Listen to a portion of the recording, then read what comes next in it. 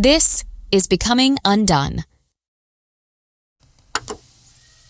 Welcome back, my friend. This week, we continue the inspiring story of NBA and NCAA legend Larry Johnson with part 6 of our docuseries, The Making and Remaking of Larry Johnson.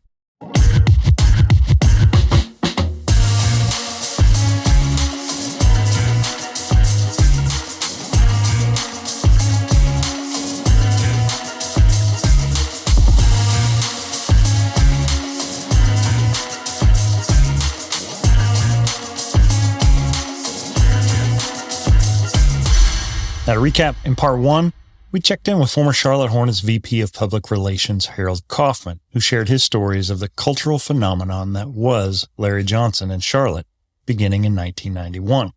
In part 2, we connected with Larry's high school coach, former Dallas Skyline head coach J.D. Mayo, and reflected back on LJ's upbringing in the Dixon Circle housing projects south of Dallas, and Larry's decorated high school career.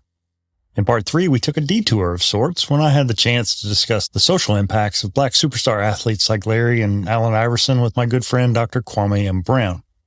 Then in part 4, I managed to track down Larry's first college coach, Odessa College's Dennis Helms. And in part 5, I found the only remaining staff member at UNLV who worked with those Runnin' Rebels basketball teams Larry played on, assistant equipment manager Larry Chin. So what's next, you might ask? Well, this week we tapped the brakes, so to speak, take an in-depth look at the incredible college career Larry managed to put together on his path to NBA stardom. And we also catch our breath as we prepare for the final stretch, the last 3 episodes that are coming up that I'm positive you won't want to miss. After the issues at SMU, Larry found himself at Odessa College, an NCAA program that was a far cry from a blue blood D1 school. However, it doesn't take a real deep dive to see what might have appeared to the outside world as disappointment or a detour turned out to be the perfect destination. While Coach Dennis Helms demanded much from his prized recruit on the floor and in the locker room, it could be argued that some of his greatest impact came in the classroom. Under Helms' leadership, Larry attended study table regularly. He focused on his grades. And over time, the problems that had plagued his admittance to SMU as a high school senior, they weren't a problem anymore as a college sophomore ready to transfer to the big stage of the NCAA for his junior season.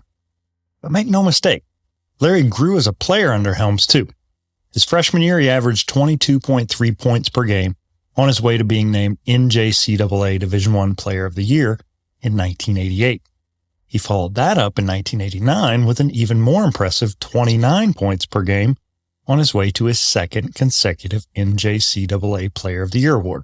And to this day, he remains the only player in history to hold that distinction of back-to-back honors. When Larry arrived in Las Vegas, it was a program embroiled in controversy. And honestly, in comparison to what goes on in today's NCAA, those alleged quote-unquote offenses and violations that occurred under head coach Jerry Tarkanian's leadership were kind of trivial. Things like unpaid minibar tabs in hotel rooms and a coach who paid for a candy bar for a recruit whose flight got delayed had resulted in heavy scrutiny and arguably heavy sanctions. The 88-89 Rebels team had been highly competitive, going 29-8 overall and winning the Big West Conference with a 16-2 record in league play. Familiar names like Anderson Hunt, Stacey Augmon, George Ackles, and Greg Anthony headlined a young group. They had no seniors, who were on their way to a second-round loss to Seton Hall at the NCAA tournament. Just a couple seasons prior, the team had made a run to the Final Four in 1987. That 88-89 team was very good. They finished the year at number 15 in the AP poll, but they needed one more piece in order to compete for a title. And that's when Larry came to town. The season proved to be a challenge for many reasons, with the NCAA mandating various players sit out some games due to those alleged violations. The media frequently portrayed Tarkanian as a cheater and his team as quote-unquote thugs and hoodlums in typical early 90s fashion, because they were, after all, young, black, and successful. Despite the obstacles, the Rebels opened the year as a preseason number 1.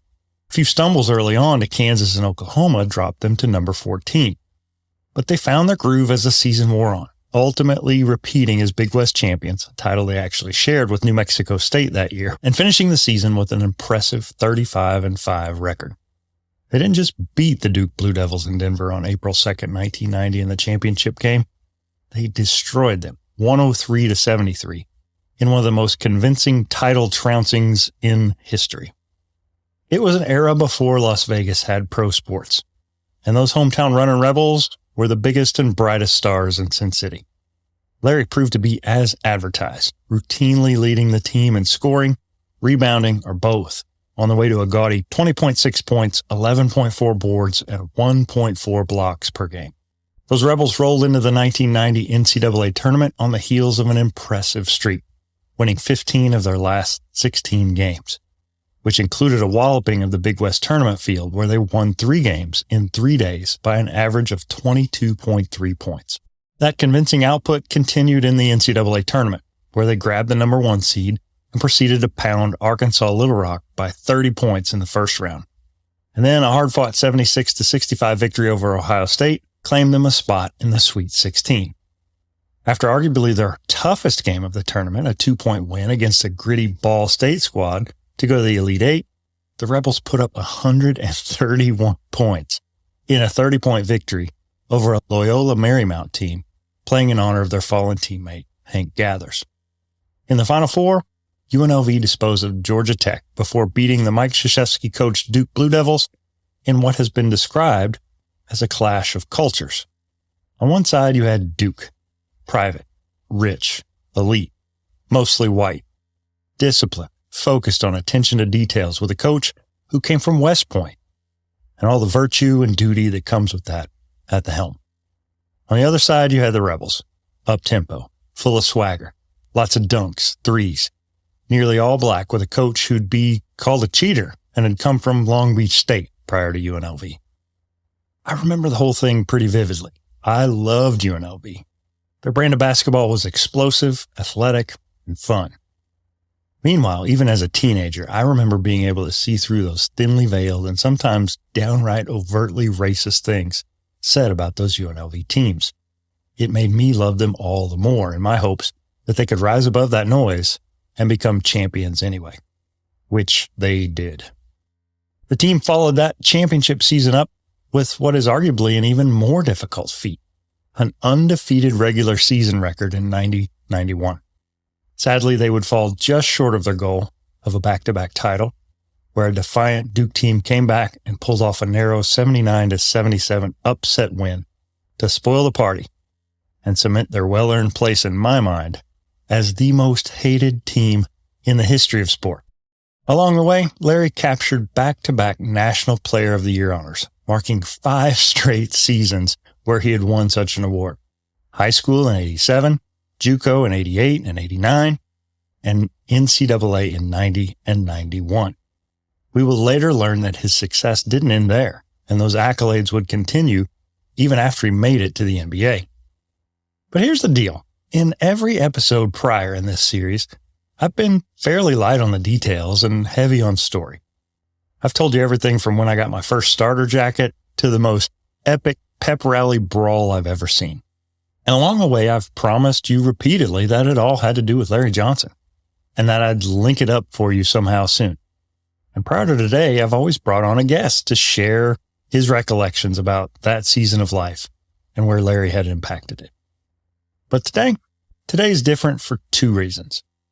First, as I've gotten closer and closer to the source and actually interviewing the man himself, it's become a bit more challenging each time to lock in a guest who's willing to talk. More on that in a minute. But beyond that, this whole process, wrapping up its 2nd month, consuming much of my thought bandwidth for weeks at a time, has helped me connect with some pretty awesome memories and some undoubtedly awesome people. Many of those former UNLV players learned the hard way to avoid the media types. After all, if some closeted racist reporter was just going to come at you with a microphone stuck in your face, talking about rules violations and NCAA sanctions, claiming your program and your coach was dirty all the time, you'd probably learn to distance yourself too. In my conversations with multiple guests, I routinely got the feeling that it was going to be an uphill battle getting the likes of Stacey Augmon, Anderson Hunt, or eventually Larry Johnson to come on the show. But here's where I hope I can inspire you, my friend. This project has been swimming around between my ears for years.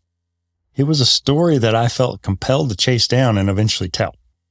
But aside from telling you that I liked Charlotte Hornets colors and logos on my starter jacket, I really haven't answered the question as to why I gravitated to Larry Johnson as an impressionable teen in the first place. And to be honest, when I started this process, I'm not sure I could have told you. But here's what I've discovered about myself. While it would be wrong of me to say I grew up in the same circumstances as Larry in his Dixon Circle housing projects apartment in a single-parent home, I grew up with needs too. My dad was in the picture, but more often than not, he wasn't around.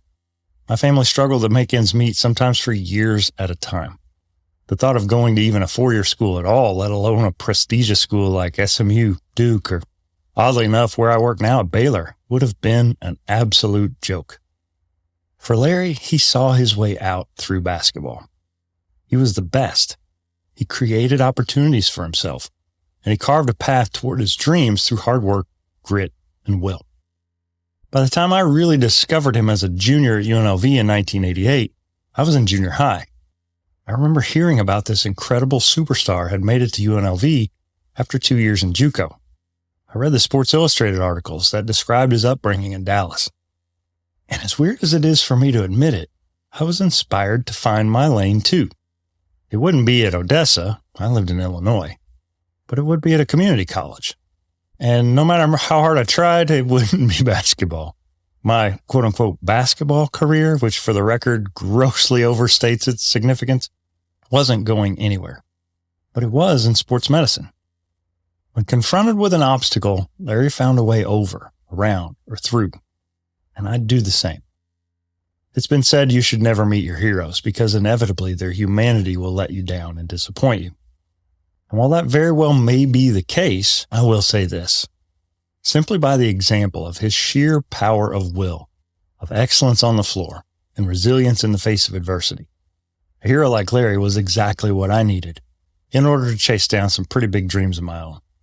The sentiment gave me the courage I needed to be a first-generation college student. 5 degrees later, I think I figured that one out.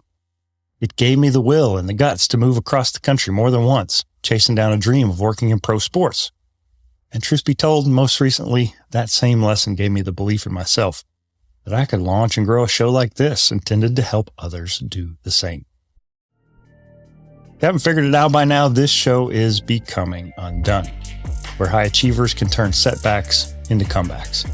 And each week, I do my best to guide you through the art of transforming an unfinished goal into unstoppable growth, one inspiring story at a time. And after a months-long, deep, sometimes uncomfortable look inside, I can tell you that sentiment started right here with number 4 in the UNLV jersey, Larry Johnson.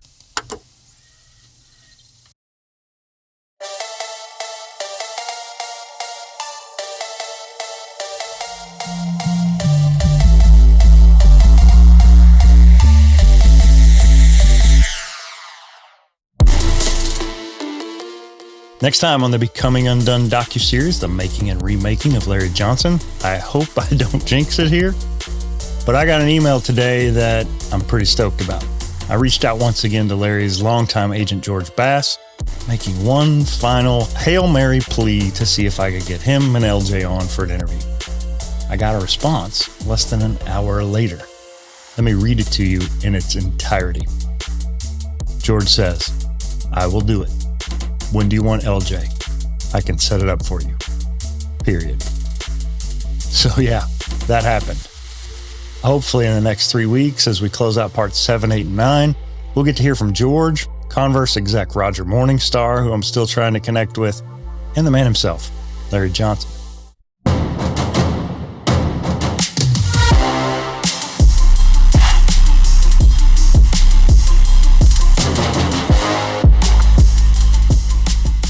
Once again this week, I am personally inviting you, the listener who made it this far, my loyal friend and fellow high achiever, you.